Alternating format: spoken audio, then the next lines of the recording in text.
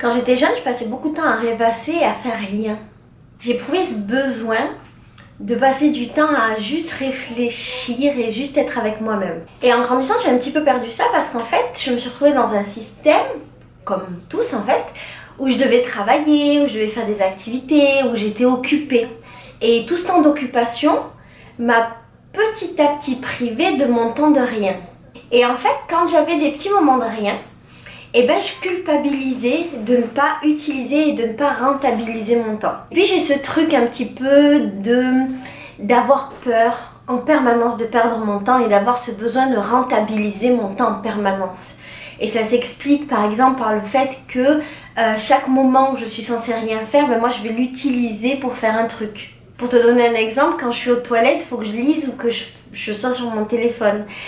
Si je suis dans une salle d'attente, il faut que je lise ou que je fasse quelque chose, que je travaille. Si je suis dans un bus, dans un métro, chaque petit moment comme ça de la vie où je pourrais rêvasser, je dois l'utiliser pour faire un truc, pour le rentabiliser, pour me sentir mieux. Je dois combler quelque chose, remplir un truc, remplir ce temps vide. Et en fait, depuis que je suis au Brésil, j'ai l'impression que j'ai une approche différente du temps.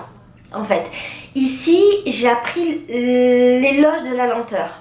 Je pense que c'est quelque chose aussi que j'avais vu un petit peu en Asie, peut-être pas en Inde, mais peut-être en Asie.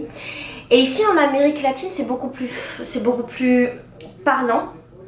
Et dans le monde dans lequel je suis ici, ça l'est encore plus. C'est-à-dire, j'habite dans un quartier où les choses sont calmes, où on prend le temps de faire les choses. Je me souviens d'une conversation que j'avais eue avec une amie, backpackeuse, et je parlais de ces moments perdus. Et en fait, elle m'avait dit, mais tu sais Laetitia, le temps n'est jamais perdu.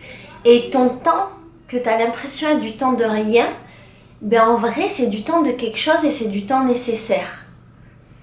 Et je crois que quand elle m'a dit ça, elle m'a enlevé un grand poids sur mes épaules, en fait. Et j'ai réalisé qu'effectivement, le temps de rien, c'était un temps qui servait quand même. C'était un temps qui servait peut-être à préparer le temps de quelque chose, à se reposer, à rêvasser, à imaginer, à anticiper, à programmer, à comprendre ce qui s'était passé avant.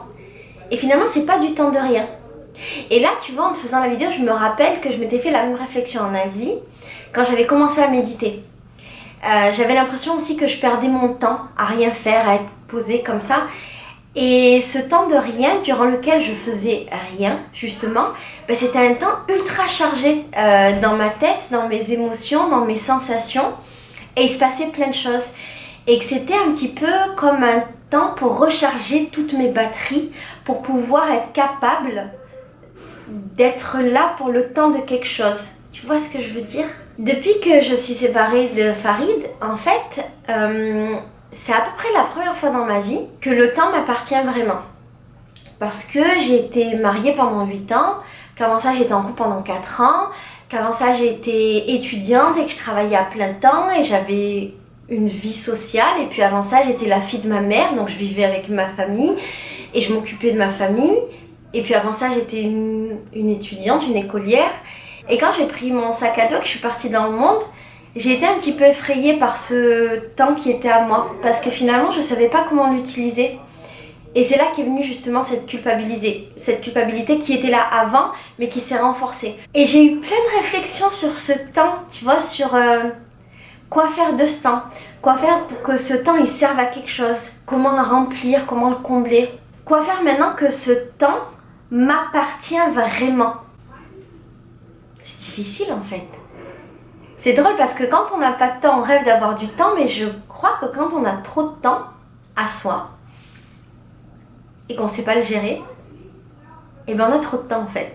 C'est ça, quand on a du temps pour soi qu'on ne sait pas gérer, on a trop de temps et c'est pas forcément évident. Quand j'étais en voyage, c'était encore quelque chose d'autre parce que j'avais du temps, mais j'avais du temps pour voyager et ce temps était rempli par des moments d'extase quand j'étais devant des paysages magnifiques, par des rencontres, par des moments à observer les gens. Il se passait toujours beaucoup de choses.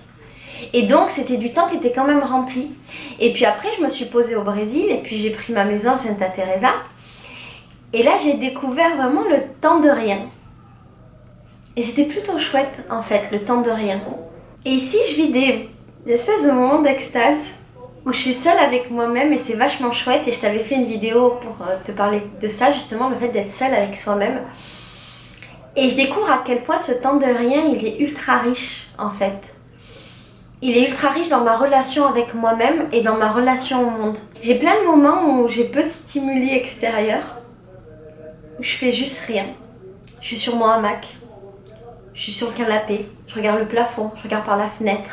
De mon hamac, on voit le ciel bleu, on voit des palmiers. J'entends le bruit des oiseaux. J'écoute les voisins. Et finalement, c'est du temps qui me fait vachement de bien. Et je me suis rendu compte que depuis que je m'octroyais du temps pour moi, il y avait plus de choses qui étaient fluides. Tu vois, par exemple, mes idées, elles viennent plus facilement. J'arrive mieux à m'organiser. Je me sens plus posée. Je suis plus en train de courir dans tous les sens. C'est comme si les choses étaient plus claires, en fait. Je crois qu'en fait, le temps n'est jamais perdu et que j'ai eu tort pendant presque toute ma vie à courir après le temps, à combler le temps, à remplir ce que je croyais être du vide parce qu'en fait, ce vide est déjà plein. Mais j'ai eu besoin de 34 ans pour m'en rendre compte. Cette vidéo, c'était juste pour te partager ce petit constat que j'ai fait. Je sais pas si c'est intéressant pour toi, en fait. Mais je voulais juste partager ce truc avec toi. L'éloge de la lenteur, le temps qui n'est pas perdu, le temps pour soi. Prendre du temps pour soi pour mieux apprécier le temps avec les autres et avec le monde. Pourquoi pas? Abre fendas, cobre vales, revolta as águas dos rios. Quem tenta seguir seu rastro se perderá no caminho, na pureza de limão ou na solidão do espinho.